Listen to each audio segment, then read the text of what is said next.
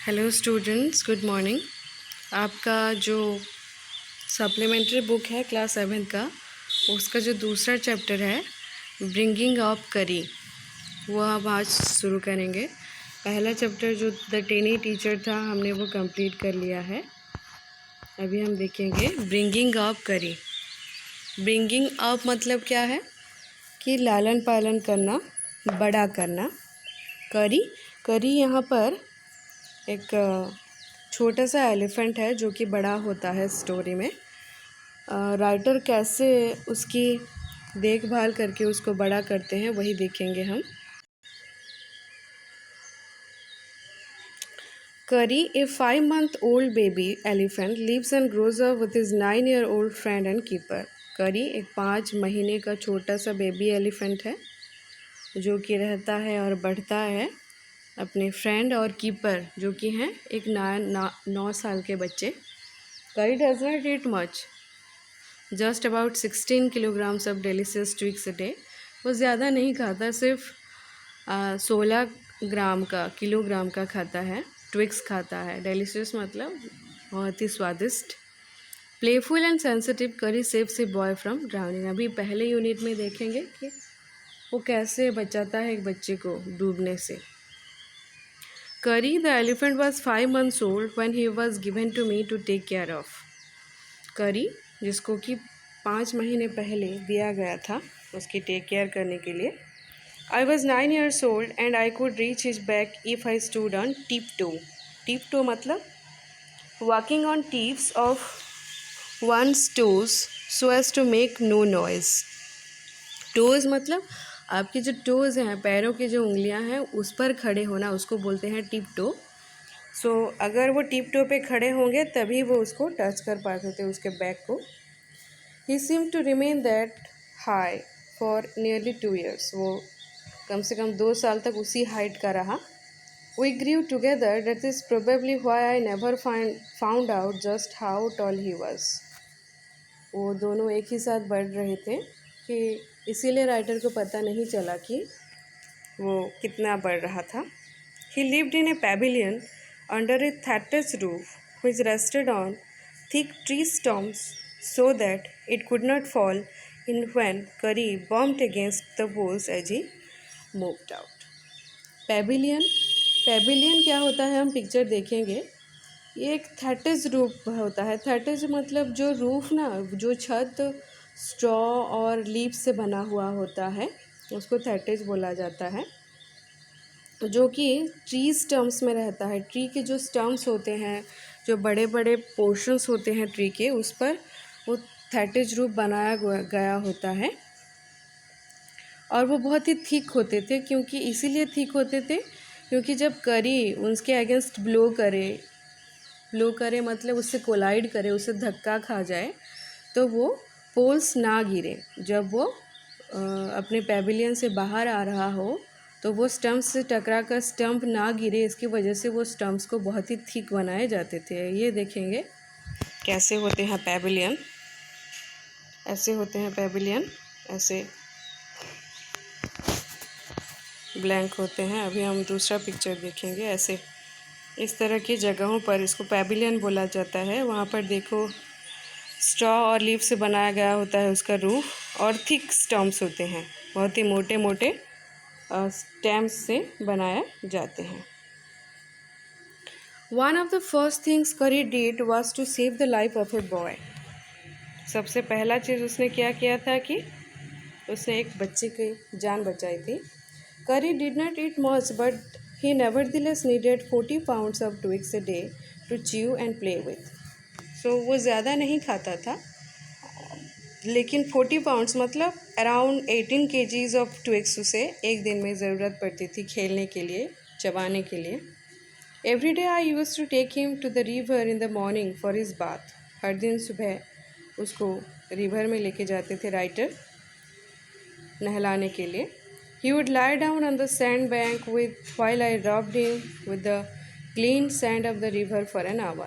वो वहाँ पर रेत पर बैठ जाता था और 1 घंटे तक उसको रब करते थे राइटर, घिसते थे सैंड में उसके शरीर को। After that he would lie in the water for a long time. उसके बाद नहाने के बाद घिसने के बाद वो पानी में 1 घंटे तक बैठता था। On coming out of his skin would be shining like ebony. Ebony मतलब डीप ब्लैक कलर होता है इबोनी। ଓଡ଼ିଆରେ ଯଦି କହିବା ଶିଶୁ କାଠର ଯେଉଁ କଲର୍ ଥାଏ ଯେଉଁ ପ୍ରକାର ବ୍ଲାକ୍ ଥାଏ ସେଇ ବ୍ଲାକ୍ କଲର୍ର ସାଇନିଂ ହେଉଥିଲା ତାର ବଡ଼ିଟା ଯେତେବେଳେ ସେ ଗାଧୋଇକି ବାହାରକୁ ଆସୁଥିଲା। एंड ही वुड स्क्वील मतलब ट्रम्पेट साउंड जो निकालते हैं एलिफेंट्स उसको ट्रम्पेट बोला जाता है। With pleasure I rubbed water down his back. जब भी वो उसे नहलाते थे वो बहुत ही खुशी से ट्रम्पेट आवाज़ करता था। Then I would take him by the ear because that is the easiest way to lead an elephant and leave him on the edge of the jungle while I went into the forest to get some luscious twigs for his dinner। तो take him by the ear मतलब उसके कान को पकड़ के writer ले जाते थे, उसको पानी से बाहर निकालते थे क्योंकि वही सबसे ईजिएस्ट तरीका था, और जंगल में उसको छोड़ते थे और वो खुद लूसियस मतलब डेलिशियस बहुत ही स्वादिष्ट ट्विक्स मतलब स्मॉल ब्रांचेस उसके लिए लेने जाते थे। लूसियस मतलब जूसी ब्रांचेस उसके लिए लेने जाते थे।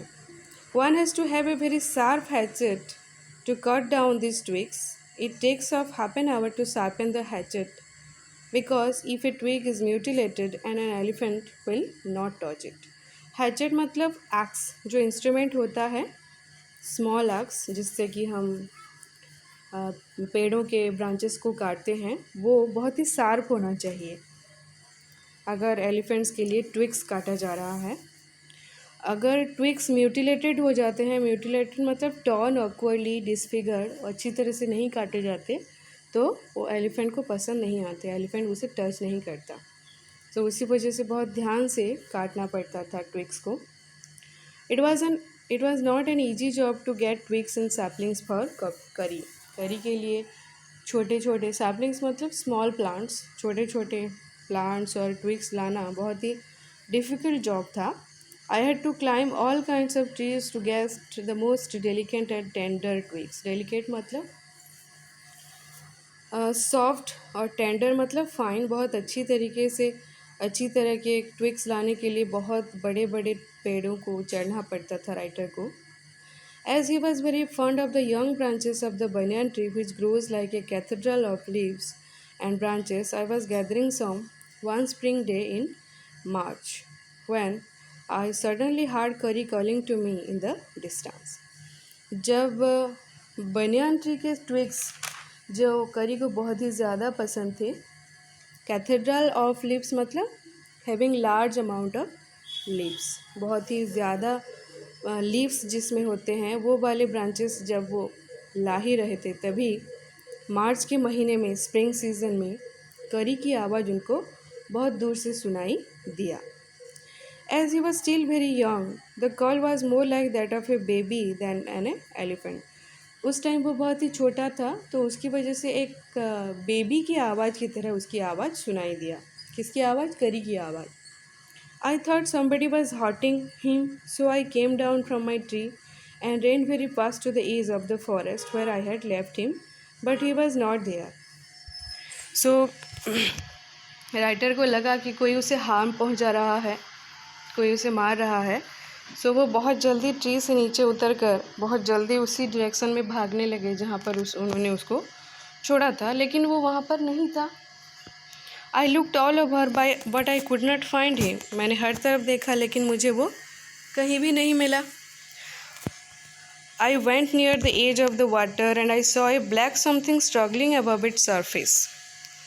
वो वाटर के पास गए, देखे कि कुछ ब्लैक कलर का स्ट्रगल कर रहा था पानी के ऊपर।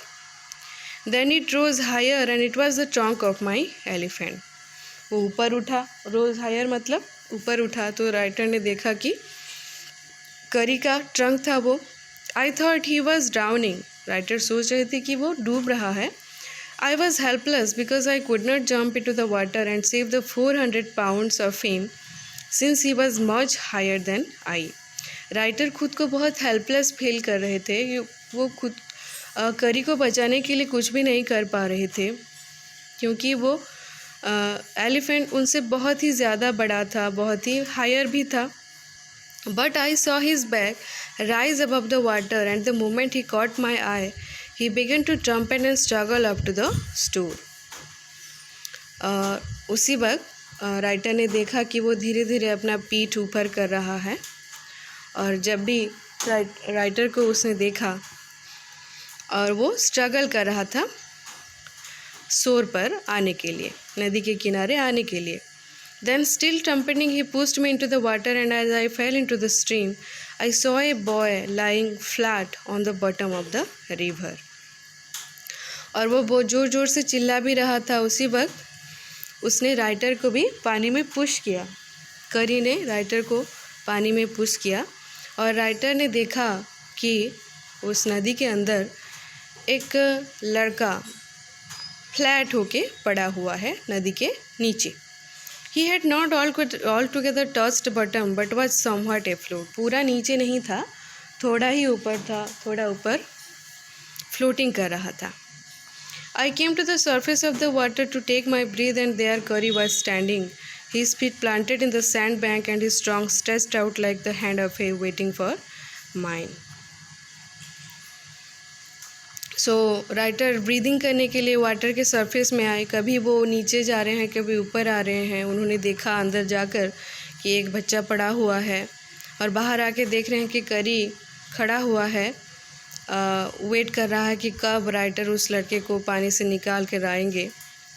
आई डाइव डाउन अगेन। राइटर फिर से पानी के अंदर गए and pulled the body of the drowning boy to the surface, but not being a good swimmer I could not swim ashore and the slow current was already dragging me down। लेकिन उसको बचाने के लिए जब वो डूबता हुआ बच्चे को वो उसकी बॉडी को वो खींच के ला ही रहे थे।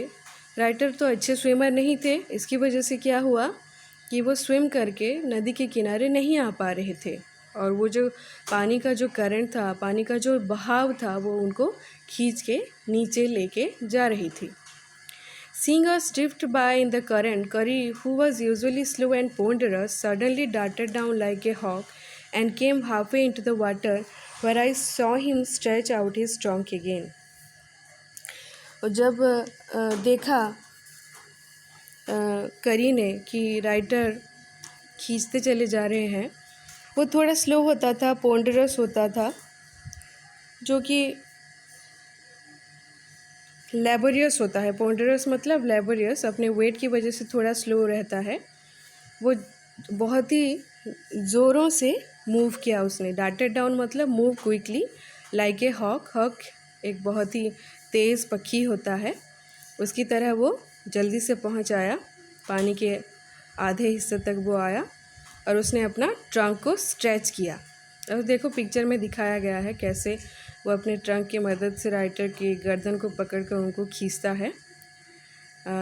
And I found myself going under the water again. बार बार राइटर पानी के अंदर चले जा रहे थे, but this time I found that the water was not very deep, so I sank to the bottom of the river and doubled my feet under me, and then suddenly kicked the river bed and so shot upwards like an arrow, in spite of the fact that I was holding the drowning boy with my hand। तो writer ने क्या किया, वो जो करीब आ चुके थे, नदी के किनारे के करीब आ चुके थे, सो उसी वजह से उन्होंने अपने पैरों को किक किया, नदी के अंदर किक किया, और ऊपर उठे एक एरो की तरह उस ड्राउनिंग बॉय के हैंड को पकड़कर। As my body rose above the water, I felt a lasso around my neck। lasso मतलब एनिमल, ए सी एनिमल, पानी का जो जीव होता है, सम वाटर एनिमल, मेरे गर्दन पर मैंने फील किया। दिस फ्राइटन मी, उसकी वजह से मैं बहुत डर गया। I thought some water animal was going to swallow me, मुझे लग रहा था कि कोई एनिमल मुझे अभी खा जाएगा। I heard Curry's killing, and I knew it was his trunk about my neck. He pulled us both ashore। So बहुत ही स्ट्रगल के बाद राइटर ने उस लड़के को करी की मदद से नदी के किनारे वो पुल करके लाए। जो लैसो समझ रहे थे जिसको, वो करी का ट्रंक था जो कि उनके गर्दन पर लगा हुआ था, जिसकी हेल्प से वो नदी के किनारे पहुंच पाए। सो इसी तरह करी की मदद से राइटर ने उस डूबते हुए बच्चे को बचाया था। Okay student, we shall stop this video here. Unit 1 ends here. We shall start from Unit 2 in the next video. Thank you for watching.